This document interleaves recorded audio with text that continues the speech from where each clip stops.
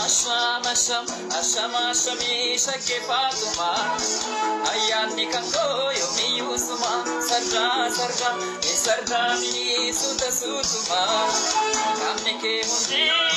jismi ke marti burtukanuma abawaja